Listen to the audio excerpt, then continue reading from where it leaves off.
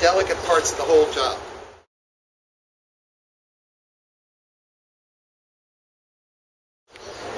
That's a lot of masonry.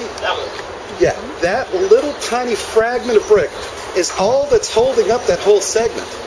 What we're going to try to do is leave that back there, fit more bricks around it, and gradually pack it back in and re-infill the whole thing, putting just enough water not to melt that tiny little toothpick.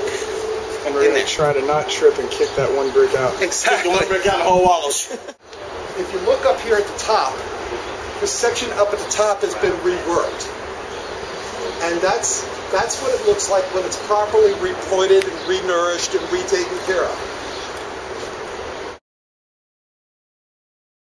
To some degree, the fact that we've got framing on top of it is like a hand on top of a sandwich, kind of holding it upright, at least a little stabilized.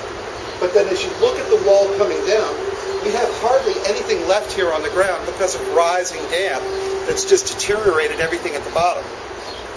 It's a process of working top to bottom until you marry the two back together. It can be done, but it has to be done by people who know what they're doing. See that knife? You can go all the way. So that is totally gone. So we totally replace that. Same here. So it's got to be packed. So it has to be packed all the way in. Double pressure, you know, and if you just keep this pressure down, this hole, it'll go all the way to the back of it. All the way to the back.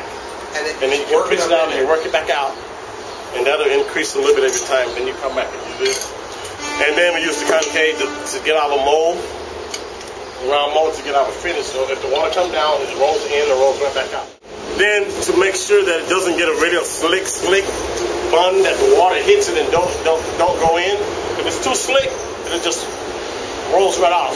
We want the water to penetrate in and then slowly comes back out. So we use this to get a little rough texture. It gives a little rough, but also gives a close seal. It's good for your teeth also.